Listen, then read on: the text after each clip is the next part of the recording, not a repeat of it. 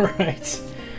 Okay, everybody, so I have DJ, who's the owner of EQnexus, here with me, and we just got to finish watching the craziness going on over there at PAX. So what do you think? What do you think, DJ?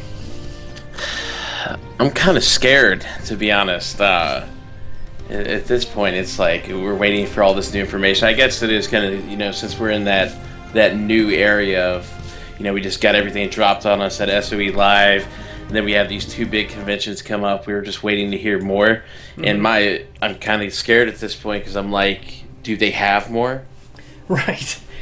We know that Landmark is supposed to come out within the next couple of months, and we're waiting and waiting and waiting just to get that little bit of information to let us know what's happening. And it's really frustrating because it's been a month now of almost the same exact stuff. We did end up getting a couple new things tonight, which we can talk about, but for the most part, it's yet again more straight down the company line of what they're allowed to say and what they're not allowed to say. Yeah, 100%. I think the big information that we really got tonight was something that they really didn't even mean to say, which was that players are going to be able to create AI in the game. Yeah, I saw that too. Yeah, he said that. Kind of, oops, let that one slip. Yeah, I mean, that's the big thing, right? I mean, that's the ultimate dream, is that we can create our own quest lines, we can have player-made quest areas, and we can set up shopkeepers and all this kind of stuff. So yeah, I mean, it's really exciting, but they didn't even mean to put it there. So yeah, I think that they kind of let that slip out. But that was one of the main reasons a lot of us were watching, was to see if they would just say one or two things that were different. Yeah, 100%. I mean, I did like some of the stuff I've seen. I think we saw a new class tonight that kind of looked like a human monk to me that was running around in that video. Yeah, they were doing like forward front flips when they were doing their. Let me see. I'm streaming it right now. I'm gonna see if I can get to that part where they were showing that parkour movement stuff. Yeah, I don't know. That also was one of the questions we had in the 40 questions. Is there going to be a damage? Oops, sorry about that. Is there going to be damage? Like, are people going to fall and take damage? And it doesn't look like they're going to, because they're doing some pretty high flips through the air, and I didn't see anybody taking any kind of beating at all during that. Did you? Well, I might have to look through our index there on EQnexus, but I'm pretty sure in SOE Live somewhere, the information was relayed that they are going to have some type of falling damage. I could be wrong. I have to double check on that. But I thought somewhere that I heard that. What it may be is dependent on your terrain. If you just jump straight off the side of a cliff and fall to your death, it's much different than sliding down, a hillside kind of thing. Mm-hmm. Yeah, somebody in chat's going, true. Well, this is Sword, SORDE3Z, Sordes. Sorry, I'm really bad with names.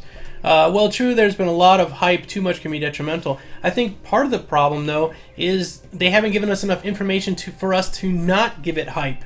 Maybe they want the hype train, maybe they don't, I don't know, but the information that they're giving out is so small. We're trying to, in our heads, put together, how does the crafting system going to work? How is PvP going to work? How is all these other things going to work? And we have no clue at all. So we're making stuff up in our head, which makes it sound like we're hyping it, but we have no other way to discuss the game.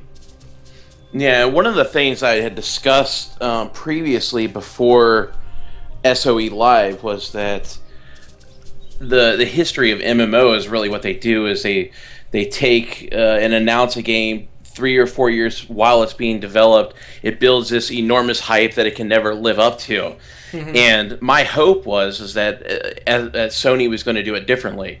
They were going to completely black box it. They were going to come out of SOE Live and be like, look, this is the game that we've made. It's going to be out in 3 to 6 months, and we really hope you enjoy it. Let's hype it now. Let's build this big marketing campaign because we didn't have to waste, 4 years worth of marketing money on this game. And you could build hype right out of the gate of the announcement right into the game. Mm-hmm.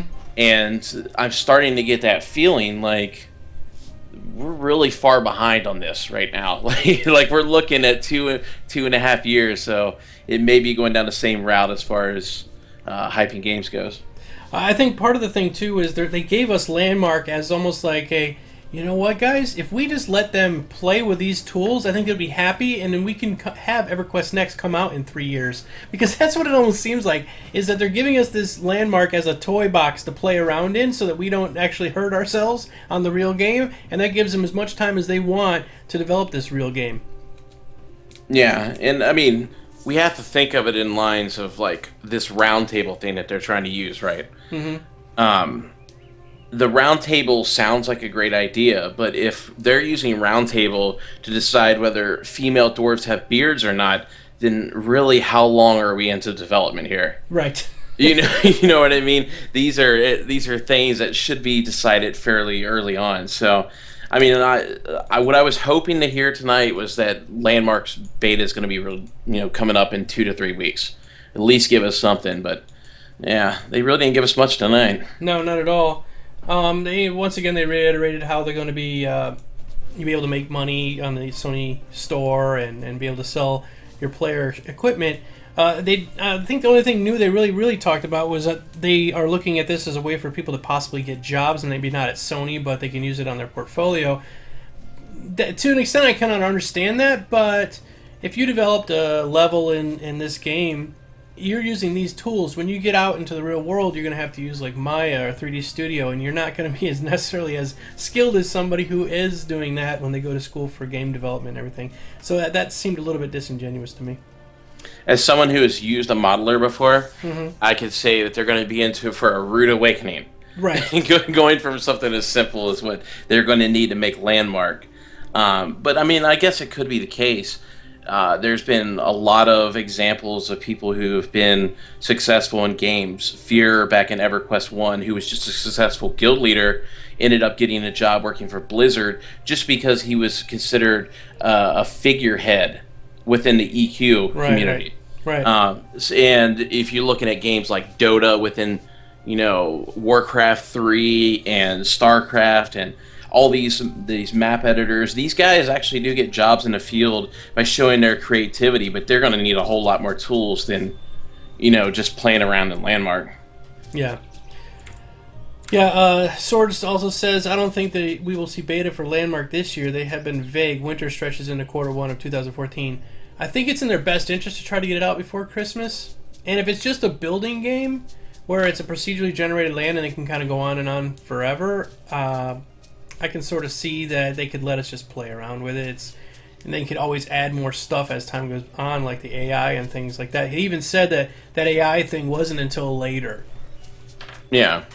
I mean, originally I had a theory that they were going to put a demo of EverQuest Next in with every single PlayStation 4 that went out the door.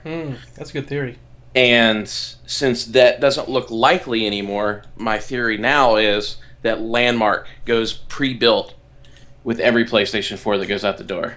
So I could definitely see at least a beta or a demo of Landmark going out in Christmas.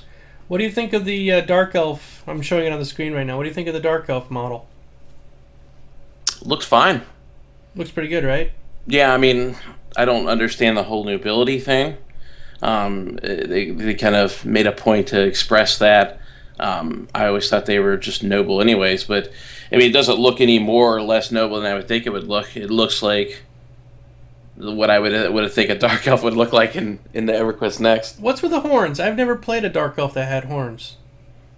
You got me there. Swords also says, looks good, but the nose reminds me of the Navi. Yeah, they definitely are going with a very stylized characterization, and yeah, it's a pretty broad nose. But I'm playing Final Fantasy 14 right now, and their big giant race looks a lot like the Navi.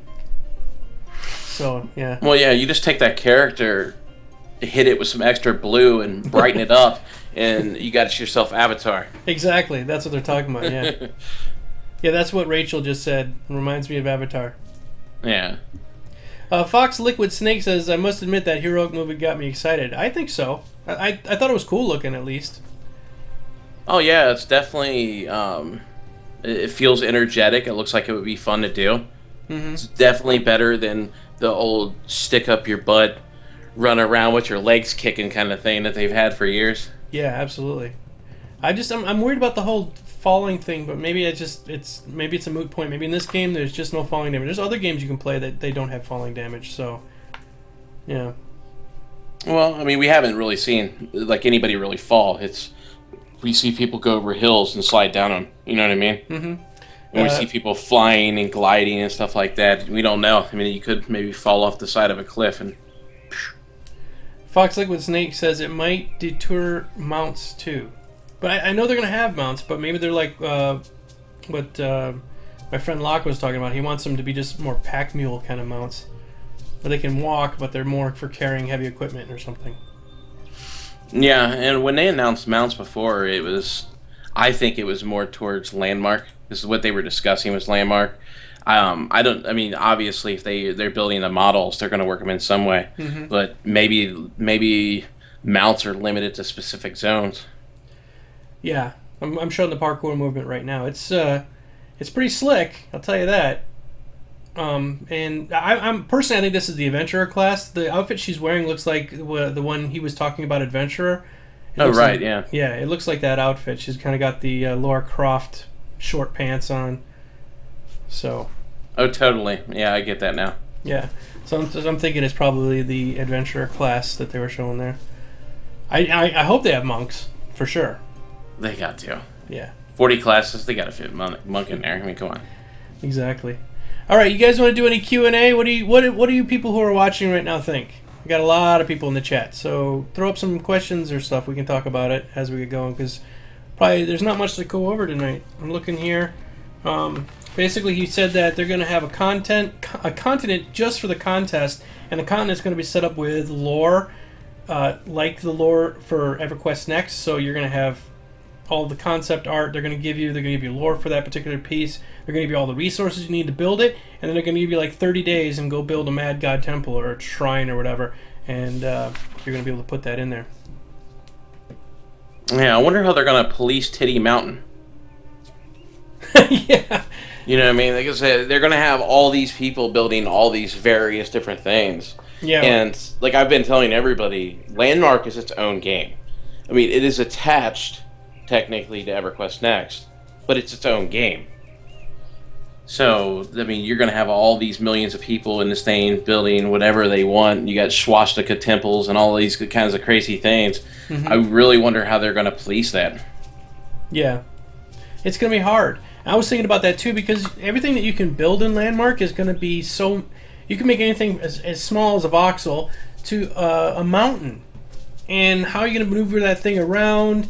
I'm thinking about maybe somebody building like even just like a pack for decorations, like a backpack with a shovel leaned up against the wall and a couple of piles of flour. So it's just like a piece of ambient detritus that you stick in the corner somewhere, and it's like adds a little bit of flavor to your house.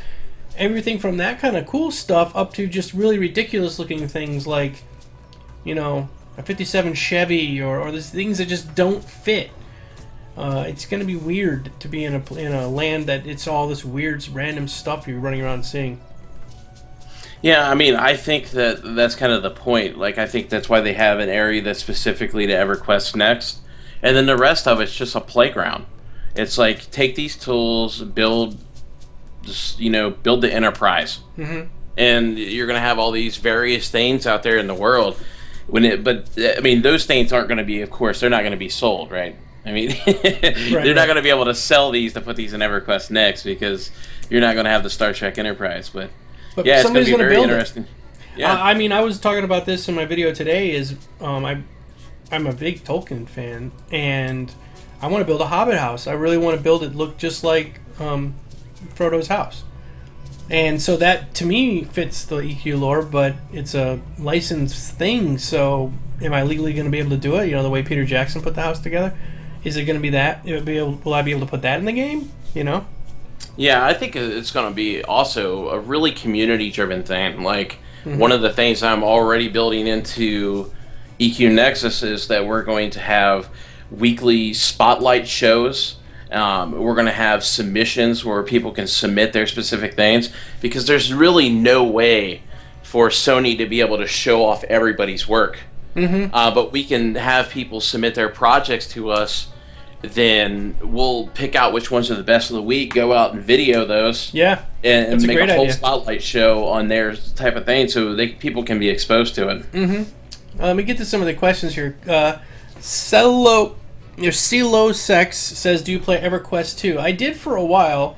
I didn't play it as much as EQ. The EQ one I played a lot, so I didn't get a good run of it. I do still have it on my computer. The other day I just put up a video of me doing the Sony emote, so that was an EQ2. How about you, DJ? I got like 3 maxed out characters. So, I mean, I played it quite a bit. I tend to go back and play it every once in a while when they're having like a triple XP weekend and I got nothing else going on. But one thing I always still like about EQ2 is their housing system. So yeah, and this is just all, with Landmark, it's just going to be all the more cool houses. That part really intrigues me, because the ability to build your own place and just say, this is what my dream house would be if I could live in a world, and you could build it yourself, that's really appealing to a lot of people. And then it can stay. It's not like something you build and it's like a sandcastle, it's not going to go away the next day. It's going to be around for quite a while. Oh, guild houses, man. Oh, guild houses, yeah. Just think about guild houses. The prestige on those type of things, people who normally wouldn't be into it, with the tools that'll be available to them and the exposure to their guilds, like you can imagine some of the guild houses we're going to see in this game. It's going to be amazing. Let's see, another couple of questions here. I'm very interested in the competitive aspects of this game. There's quite a bit of confusion over the latest round over contested content. What do you think, DJ? That question really ticked me off, to be quite honest. What do you mean? Contested was either contested, yay or nay, and then in the answers, it was more open with what they were trying to get at, but it still didn't. We don't even know what contested means. Like, is it PvP contested? Does it mean when you're fighting a mob that mob is now yours because you tagged it? Was it tagging, or it was just way too vague of a question? Yeah, I mean, there's just so many layers to that. I think the way that the market's going right now is if you're participating in a fight, you get credit for it. Sort of like Guild Wars. Like, as long as you're in there and you're doing something, you're getting credit for it. Yeah, I think that's more. They're trying to make it so that open world content working with someone is good, and arguing with them and fighting with them over spawns is bad. I think that's the route they're going. Now, whether or not that's a good or bad way to go is debatable. Yeah. But hold on one second. I forgot to change the title.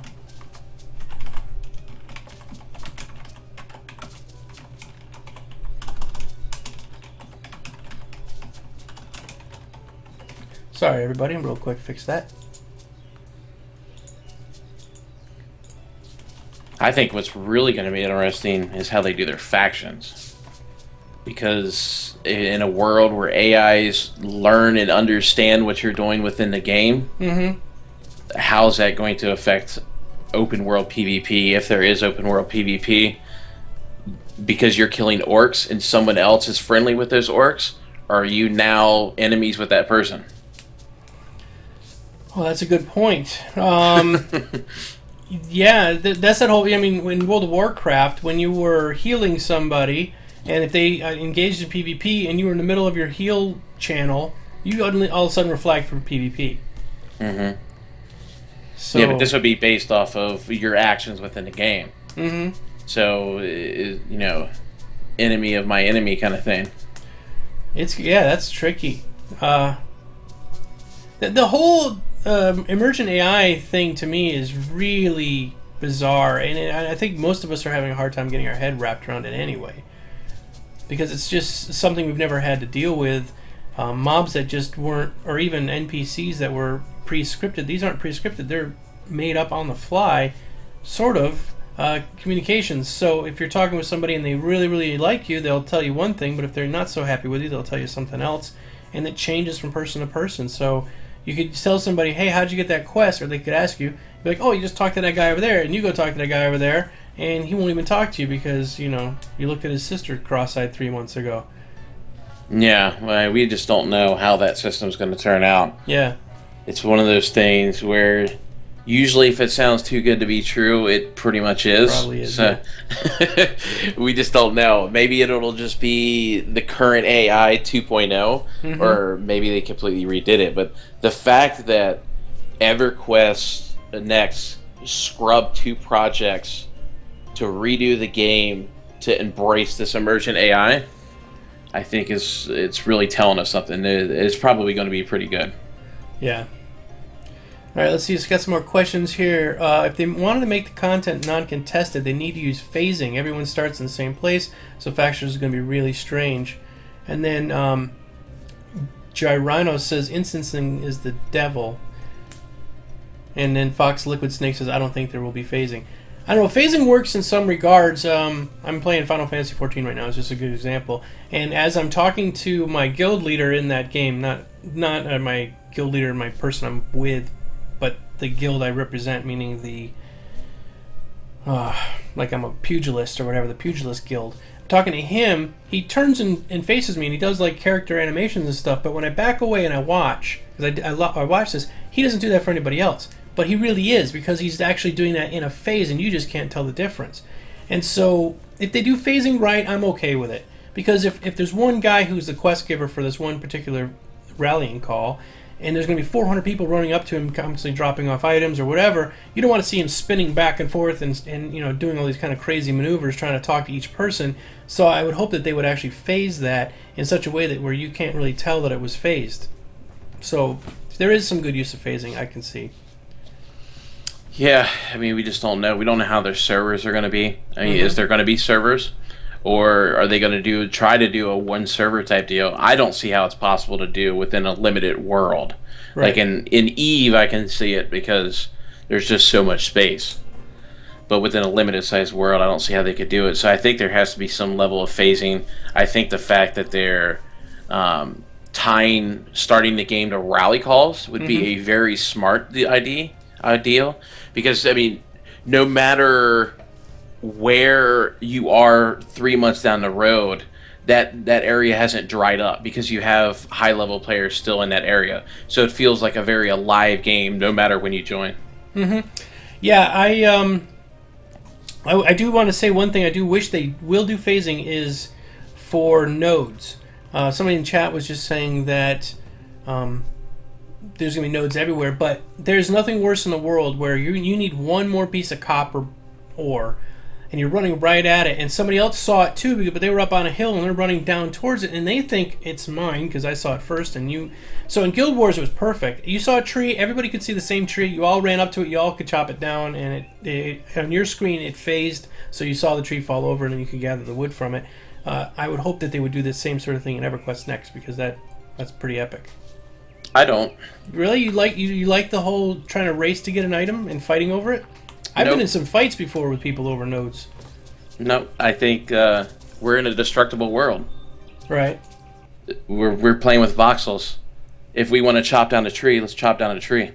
Yeah, but what about the other people that are also trying to chop that tree? You can have the tree respawn. Just don't have it make it an effort to chop that tree down.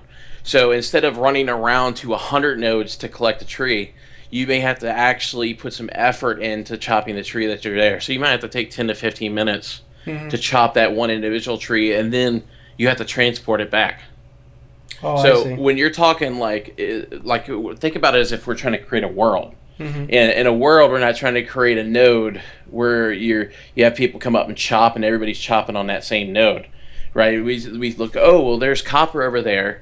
I'm going to bang on this copper, cut me a chunk off. Well, now I got to take this back to my hut and make something out of it. You know what I mean? Like, yeah. When you're dealing with a destructible world that has voxels and the world has some weight to it, like, why not play off of that?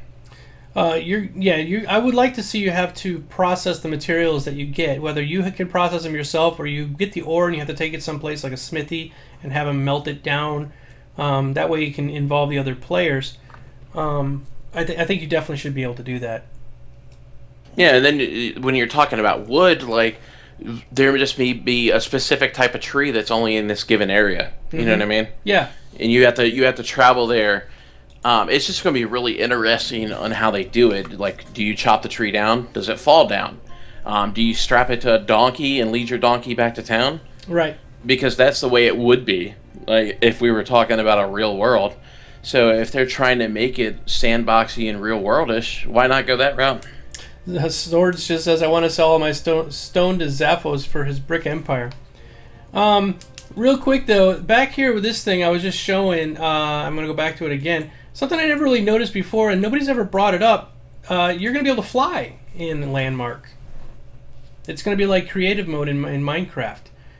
This person is up in the air looking down, and they're building the area. I think that is may be specific to the EverQuest next specific areas. Oh, you mean Landmark? You mean?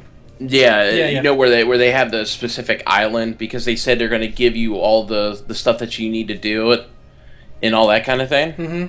So maybe that's more to that. I don't know. Yeah, but I've never heard anybody talking about it. But in all the time-lapse videos, they show the person's floating around in the air, and I was like, wait a second. So you have to be able to fly. What if you're building a castle? There's no real physics here, and if you have to climb up to the top of the castle to put a brick on it, in the real world, you'd have to build scaffolding and stuff, and maybe they'll have you do that, but it looks to me like it's just going to have you be able to fly up in the sky, look down on your castle, put the bricks where you need to, and then go buy some more bricks from Zaphos. In Minecraft, you have to, right? Right. Yeah, you got to go dig up some more. Yeah. If you're on a real server, that you have to. Like, you have to be able to scale the walls. You have to build your steps to be able to get up to there, and then lay your floor and everything else. It could be that you could fly within your specific area. Yeah. Vin Gaming just brings up a good point. I really hope that the devs can put the bearded female dwarf thing to rest now. They've been spent too much time on something so trivial. I want to hear more about mechanics, class, or PvP. Yeah, they've spent so much time talking about the female dwarfs, and it's not that big of a deal to me. I guess they think maybe they're for women's rights or bearded dwarves' rights. I don't know. Really not feeling mutton chops, though. The mutton chops looked a little weird on the dwarves, didn't they? I'm going to try to... There we go. There's the male dwarves. We can look at them. Kind of cool looking. Very, very... I mean, everybody does dwarves, and they got the long beards. Really stout. You know? Yeah, they look cool. Very stylized. Yep, I like them. They look what I think... That's what I would think a dwarf would look like. Yep, exactly. Very... I'm just watching... I watched The Hobbit the other day again, just for fun. So there's the male dwarves. I guess they're going to go to the female ones next. We'll go ahead and let it play. Let's see. We thought they might have said something today, but to no avail, is what Rhino says.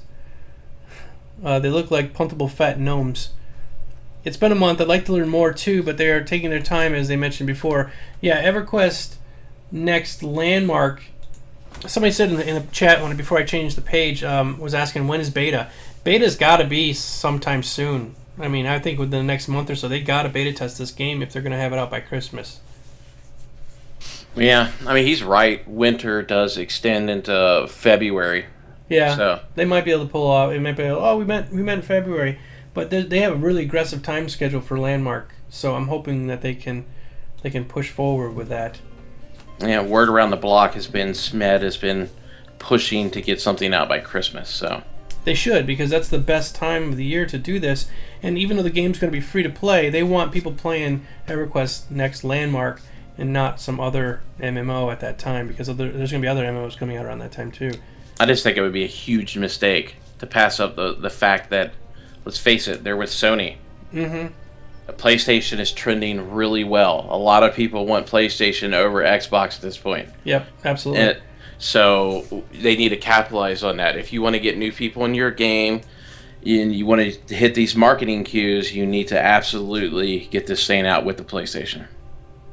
I think so. I don't know if they had initially thought that this was going to be a console game and a PC game. Right now they keep telling everybody it's PC, PC, PC, but I don't see why it couldn't go console, except that consoles do have a problem with the control scheme if it's been developed on a PC and vice versa. DCUO, which is another free-to-play game that Sony does, was developed as a console first, and then they brought it to the PC next, and it's really clunky. the control scheme. It's that mouse locked to the camera kind of deal, and everywhere you look is where your aiming point is. And it's a bit annoying. Well, I mean, it's obvious that they're making EverQuest Next to be on the PlayStation. There's 8 buttons on the PlayStation, and there's 8 hotkeys on their bar. So you got 8 spells or skills or whatever. So it's obvious that it's going to be on there. You have your movement with your left little thumb toggle thing, and your camera angles with your right. And Final Fantasy XIV is a good example. I mean, I've been playing that for the last week, and there's people that I've been grouping with that are on the console version. So yeah, I was doing that just the other day. As a matter of fact, I brought my Xbox controller in to hook up so that I could play it with the controller versus with the keyboard, and it was a lot more clunky with the controller because I couldn't do all of my maneuvers that I could with my keys, which is funny. I usually think that when it's a console type game that it plays better with the controller than it does with the keyboard, but in my opinion it was way worse with the controller. But it wasn't developed for this on the PC. It was developed for keyboard, so there's probably better buttons or whatever for the console. Personally, what I would like to see is, have you ever seen like Rock Band or yeah I play Rock so Band. you know the drum sets they have where they're in the stands, and just take that and build a keyboard on it with a mouse thing, and bam, there you go. Then why do we have it in the TV room? I mean, the living room, It's kind of strange. Well, you already have the console, right? And some things just play better with a mouse and keyboard. Yeah. Vin brings up a good point. We got ESO coming out. We also have WildStar coming out. So, competing with EverQuest Next, there's 3 big AAA MMOs coming out this winter. And WildStar is going like crazy. Everyone's really into WildStar. Probably because you know more about the game than you do with EverQuest Next. They really need to open up the floodgates a little bit more, I think. Well, I just think WildStar is closer to release at this point. Yeah, it is. And the big thing with EverQuest Next is they were trying to keep it under lock and key so that other companies couldn't compete with it. They have some great innovative ideas. I can understand that for sure. So, I mean, it has to be within a window of at least a year to 2 years. For Next. Yeah, it has to be. Or these other companies are just going to capitalize on it, steal their idea. Because Blizzard can just bring in a bunch of contract people and just pump out a game. Yeah, absolutely. Like they did with Diablo. Kept putting it off, and then they're like, oh yeah, we should probably put out Diablo 3. Yeah. It was bad. All right, well, let's see. You guys we'll give you like another 2 minutes. We're almost ready to wrap up here. It's almost 10 o'clock Eastern time, so it's probably a good time to wrap. And we can pick up later. But what I'm going to do is, for those people who might not have seen the first part of our show, after the post-Pax podcast, it'll also be on YouTube. I'll upload it there right away, so you'll be able to pick it up over there too. All right, so this has been Geekdomo, and I'm here with DJ, who is you're the owner, right? Yeah, I own EQnexus. Yep, he owns EQnexus, and he's our sponsor for our Into the Portal podcast, which we'll go over all of this stuff again on Monday. I'm looking forward to it. I think we're going to do it a little earlier this time, right? Yeah, I think we're going to aim for around 4 Eastern. So. Okay. Yeah, we'll start off at 4 Eastern this time, so some of the people in Europe can have a better chance to see it. And then poor Rachel, let's see, 4 Eastern is, I don't know what, in Australia. She's in Australia. It's probably like middle of the night, so unfortunately it might be hard for her to make it. Yeah, we'll have to figure something out. Yep. All right, everybody, thanks a lot for watching. I appreciate you coming here and chatting with us after the show. And you will all be immortalized. You see that I put the chat in the thing? I've got this new chat thing here. So, yeah, it looks pretty nice. Yeah, it's neat. All right, thanks a lot, everybody. I will see you all very soon. Until next time, this is Geekdomo saying, see ya.